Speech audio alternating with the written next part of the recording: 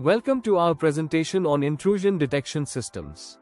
Today, we'll explore how these systems protect networks from unauthorized access and potential threats. An intranet is a private network that is heavily protected by various networking devices. These devices work together to secure the network from external threats. An intrusion detection system, or IDS, is often deployed close to the network perimeter. It passively scans incoming traffic, much like a CCTV camera monitoring a business entrance. Once an IDS identifies suspicious traffic, it sends alerts but leaves the action to an intrusion prevention system, or IPS, which can actively block intrusions. An IPS inspects and investigates network traffic using signature-based and anomaly-based methods. It can quarantine or drop suspicious packets and logs attacks for reporting. IDs and IPS can be combined into a single device or integrated with other security devices like firewalls and routers. Unified threat management and next-generation firewalls are examples. Intrusion detection and prevention systems, or IDPS, detect and prevent violations of network configurations. They activate alarms and take actions to deter intrusions. Intrusion occurs when an attacker tries to gain entry or disrupt operations. IDPS detects these attempts and activates alarms while taking preventive actions. IDPS includes intrusion reaction and correction, restoring normal operations and identifying intrusion sources. Administrators can be notified via email or external security services.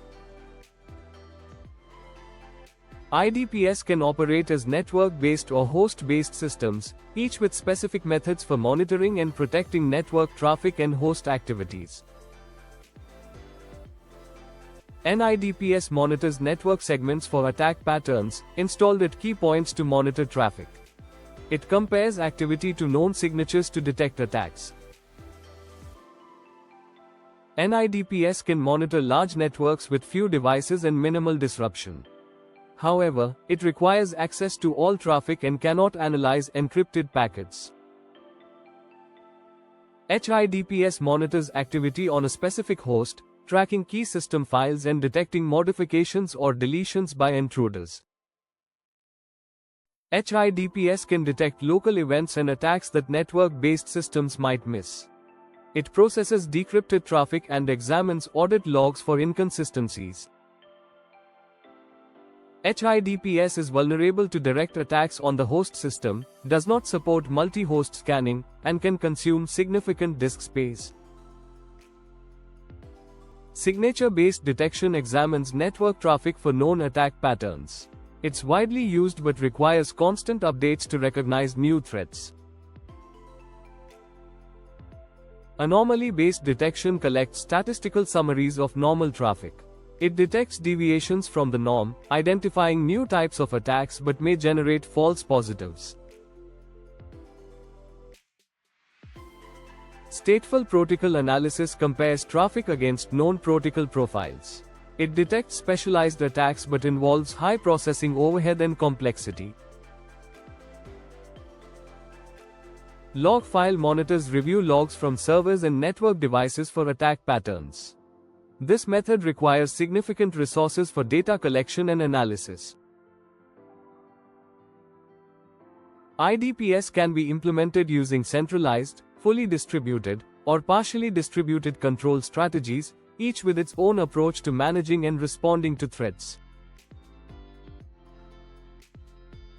This comparison illustrates the differences between centralized, fully distributed, and partially distributed IDPS control strategies, highlighting their unique features. The National Institute of Standards and Technology recommends placing NIDPS sensors behind external firewalls, outside internal firewalls, on major backbones, and critical subnets.